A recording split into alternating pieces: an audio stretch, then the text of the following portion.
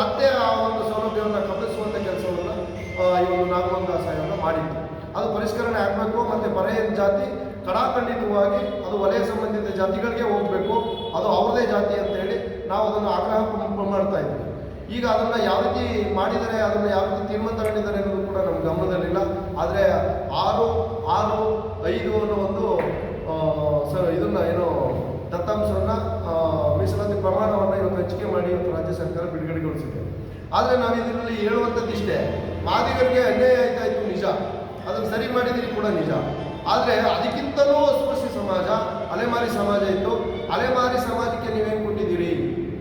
ಅಲೆಮಾರಿ ಸಮಾಜಕ್ಕೆ ಕೊಟ್ಟಿದ್ದಂತೆ ಕೇವಲ 1% ತೆಗೆದು ನೀವು ಇವತ್ತು ಏನು ಬಲಟೆ ಸಮಾಜಗಳಿದೆ, ಇವತ್ತು ಬಂಜಾರ, ಬೋವಿ, ಲಂಬಾಣಿ, ಕೊರಚ, ಕೊರಮ ಅನ್ನುವಂಥ ಸಮಾಜ ಅವ್ರ ಜೊತೆ ಸೇರಿಸಿದ್ದೀರಲ್ಲ, ಇದು ಸಾಮಾಜಿಕ ನ್ಯಾಯನ ಅಂತ ಅನ್ನೋದೊಂದು ಪ್ರಶ್ನೆ.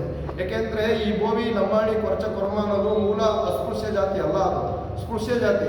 ಅವ್ರ ಜೊತೆಯಲ್ಲಿ ಫೈಟ್ ಮಾಡಿ ಇದೇ ಮಾದಿಗರು ಅವ್ರ ಜೊತೆಯಲ್ಲಿ ಸೌಲಭ್ಯಗಳನ್ನ ನಾವು ಸರಿಸಮಾನ ಹೋರಾಟಕ್ಕೆ ಬಂದಿದ್ರು. ಹೋರಾಟ ಇತ್ತು.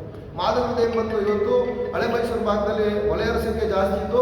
ಅವರು ಕೂಡ ಇವತ್ತು ಬಂಜಾರ ಭೂಮಿಗಳನ್ನ ಒಂದು ಏನು ಸರಿಸಮಾನವಾಗಿ ಸೌಲಭ್ಯ ಪಡ್ಕೊಳ್ಳಿಕ್ಕೆ ಸಾಧ್ಯ ಆಗಿರಲಿಲ್ಲ. ಅಂದರೆ ಅವ್ರನ್ನ ಏನು ಬೀಟ್ ಮಾಡ್ತೀವಿ ಅಂತ ಅಂತೀವಲ್ಲ, ಅವ್ರನ್ನ ಸರಿಸಮಾನವಾಗಿ ಅವ್ರ ಜೊತೆಯಲ್ಲಿ ಕಾಂಪೀಟ್ ಮಾಡಲಿಕ್ಕೆ ಸಾಧ್ಯ ಇರಲಿಲ್ಲ.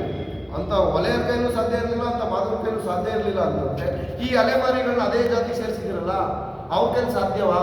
ಅಂದರೆ ಇದು ಮುನ್ನಾರೆ ಏನಂತಂದರೆ, ಇದು ಕಡಾಖಂಡಿತವಾಗಿ ನಿಮ್ಮ ಏನು ಅಲೆಮಾರಿ ಮತ್ತು ಅಲೆಮಾರಿ ಸಂಬಂಧಿತ ಜಾತಿಗಳಿದೆಯಲ್ಲ, ಇದರ ಮರಣ ಶಾಸನ ಅಂತ ಹೇಳಲಿಕ್ಕೆ ನಾನು ಇಷ್ಟಪಡ್ತೇನೆ.